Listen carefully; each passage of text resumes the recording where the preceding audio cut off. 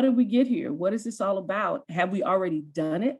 I think when it qualified for the ballot, I had a lot of people call me and ask, was the governor gone? How did this happen without them voting? And I had to try to walk them through the process of how we got to this particular place.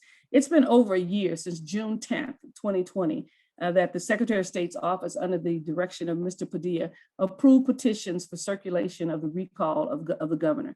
There's a petition you have to fill out with a number of signatures and rationale that you submit to the Secretary of State. Once you do that, then the Secretary of State's office can approve petitions for you to circulate with regards to trying to get enough signatures, valid signatures, to put it on the ballot. So as of today, we have finally participated in all those things that are essential, and we're moving toward the election for September the 14th. So what will the ballot say?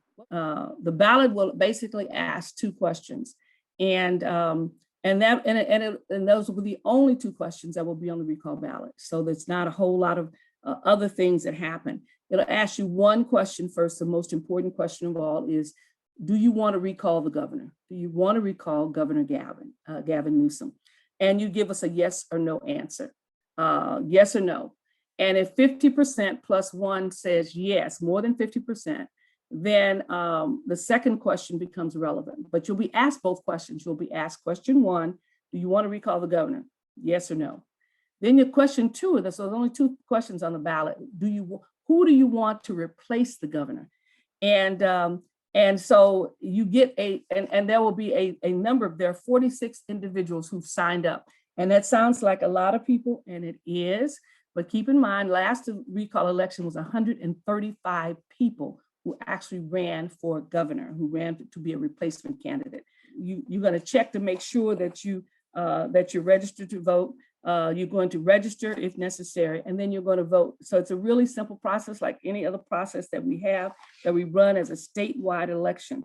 Everyone who lives in California, who's a resident of California, obviously, and is not in prison. So that means everybody who's probably has access to the whole voting apparatus and the polls and what have you is eligible to register and eligible to vote. You get a notification that says, hey, your ballot, your individual ballot has been counted. And that gives you some assurance, because when you put it in the box, you're wondering if people are paying attention to it. And so therefore they are. So let me give you some key dates to remind you about the election that's coming up. And it's coming up fast. I mean, it really is coming up fast. We have, as some of you mentioned, we probably have about 8 weeks for this election to take place. On August the 16th, the counties must start mailing out ballots. Our information guide goes out on August the 24th. Keep in mind, August the 30th is the last day for voters to register easily online. From the 31st to the 14th, those 2 weeks is when you can actually do conditional or same day voting registration. So you still can register to vote. Election day is on the 14th, and polling places open from 7 a.m. in the morning to 8 p.m. And that will be important for you to know that they will be open. Obviously, October 22nd is the official date when all ballots have been counted and the election has been decided.